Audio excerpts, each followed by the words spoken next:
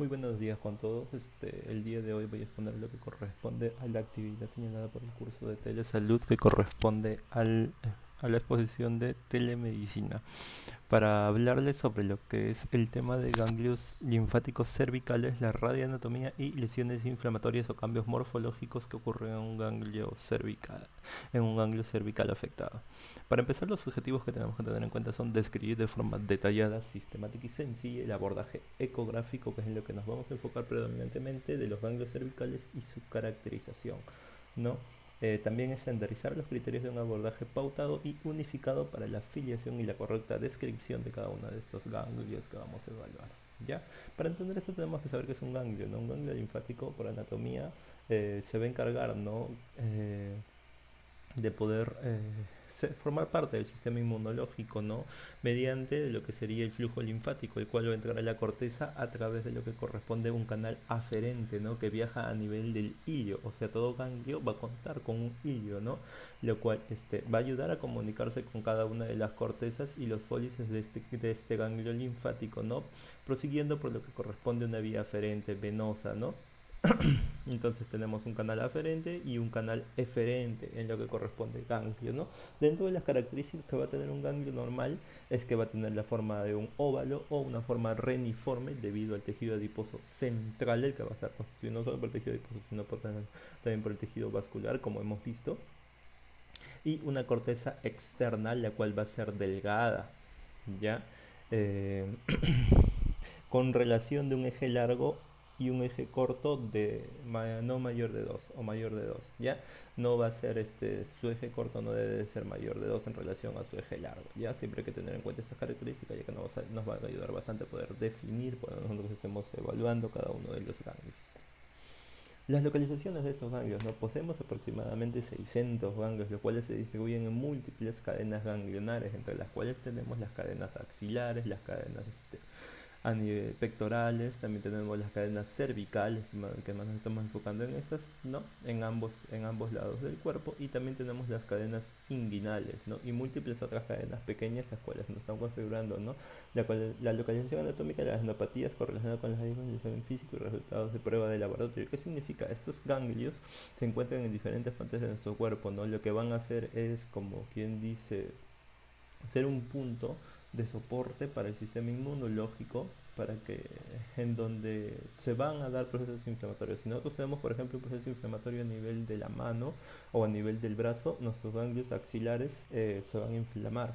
Lo mismo que cuando tienen una patología mamaria, como vemos en este punto en algunas mujeres, también se inflaman lo que corresponde a los ganglios linfáticos axilares en ese punto, ¿no?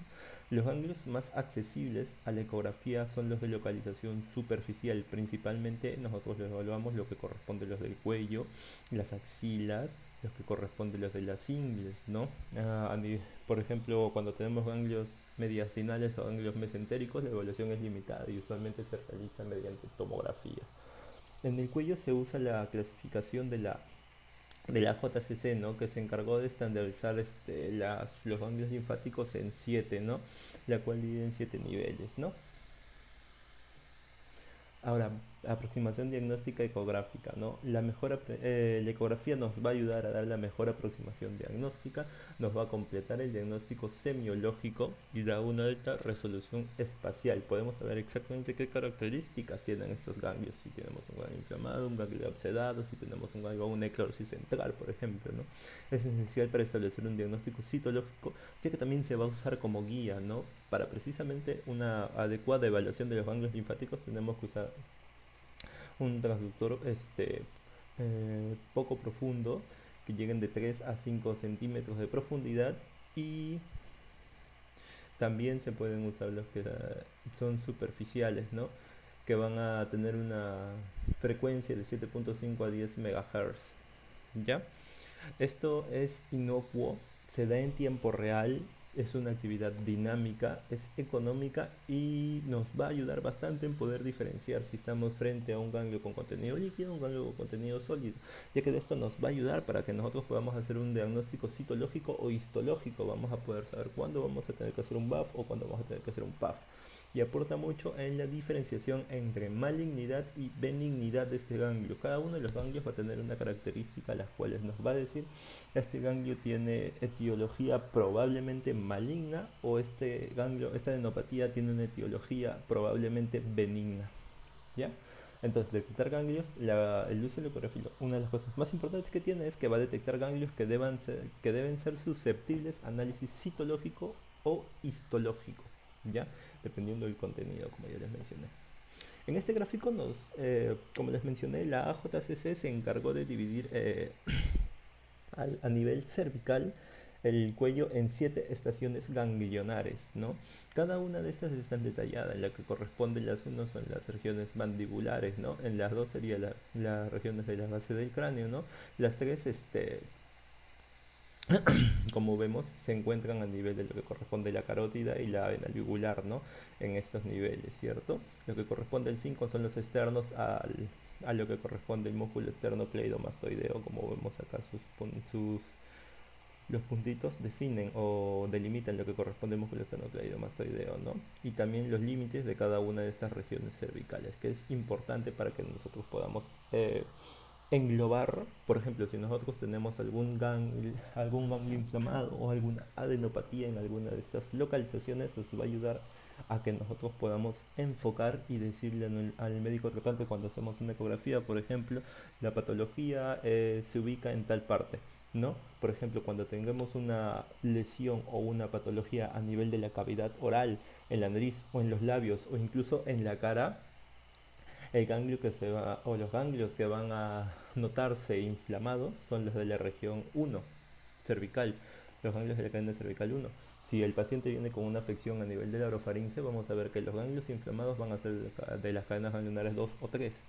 Si la lesión se encuentra a nivel de hipofaringe y esófago, los de la región 6 se van a ver inflamados. Si los tenemos en la cara, también no solamente los del 1, sino también los de las regiones cervicales 2 y 3 bilaterales, ¿no? De la laringe igual 2, 3, 4 y 6, de la tiroides y de la paratiroides hay que saberlos, ¿no? Son todos menos lo que corresponden a los ganglios de la cadena cervical 2. ¿Ya? Entonces tenemos ahora la utilidad, las características y la anatomía inicial o básica de lo que corresponde a los ganglios. También sabemos para qué nos va a ayudar la ecografía, ¿no?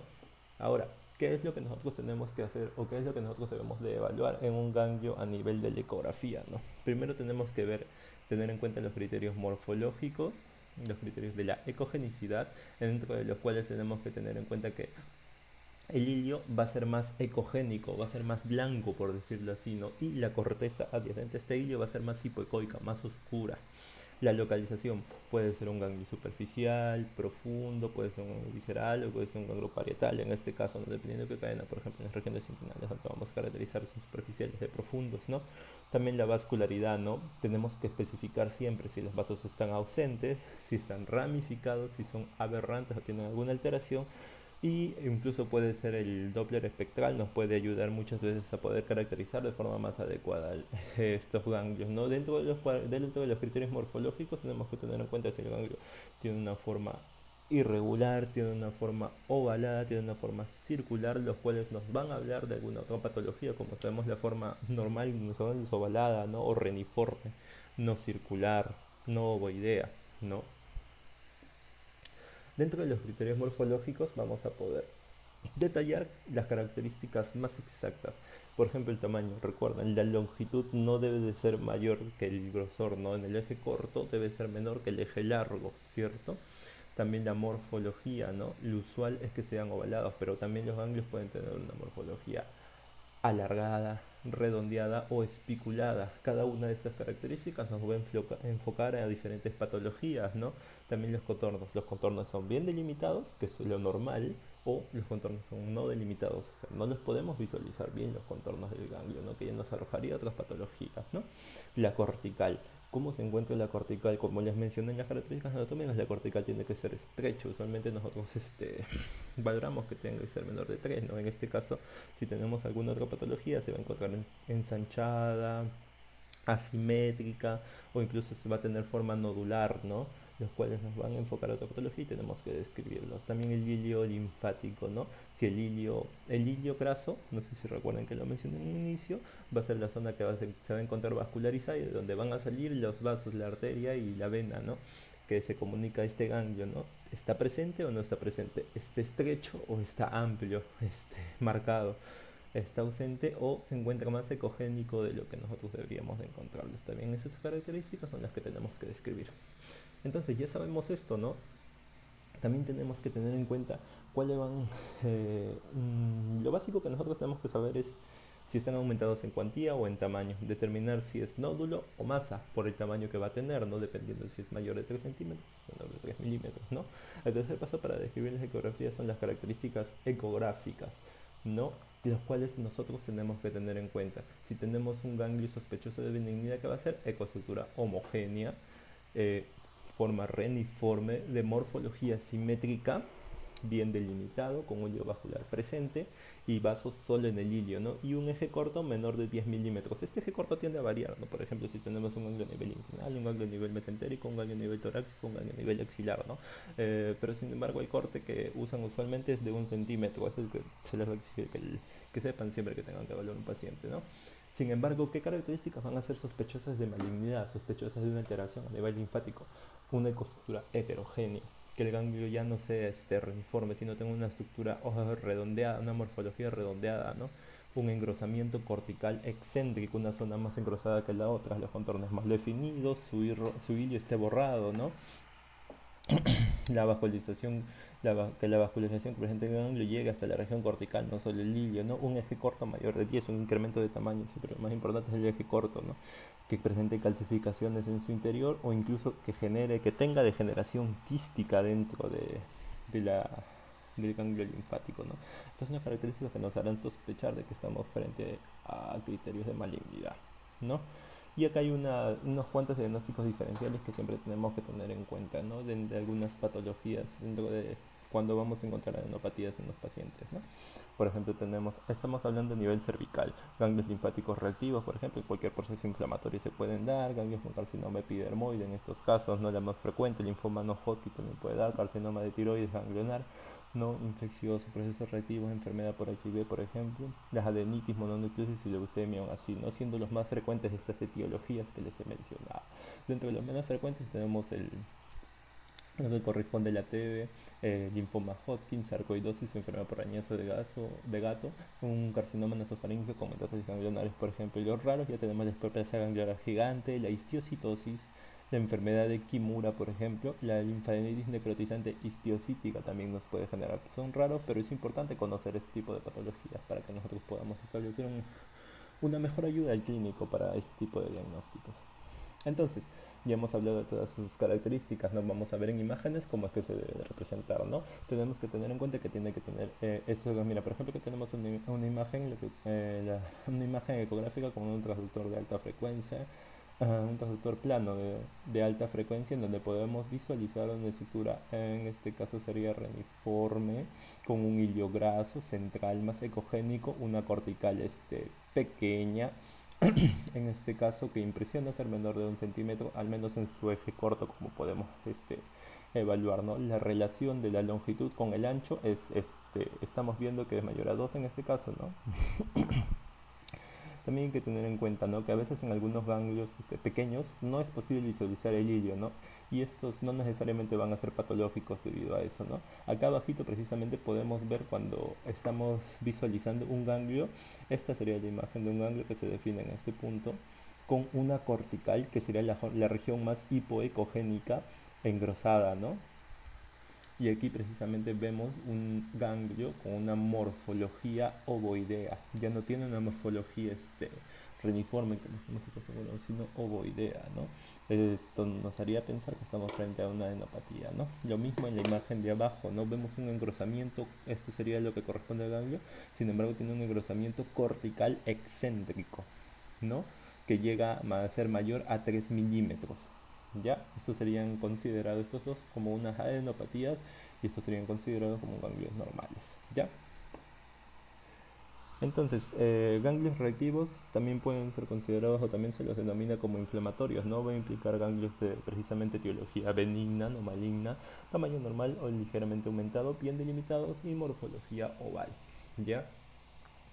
Principal hallazgo de ecografía va a ser el aumento del tamaño en el eje corto, la morfología va a cambiar a ovoidea y bordes van a ser usualmente lisos, ¿no?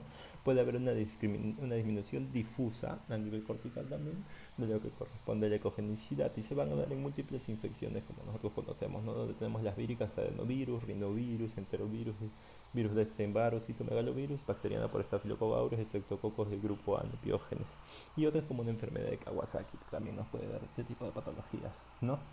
Y dentro de las características ecográficas que vamos a encontrar va a ser un aumento del tamaño de lo que corresponde al ganglio en el eje corto.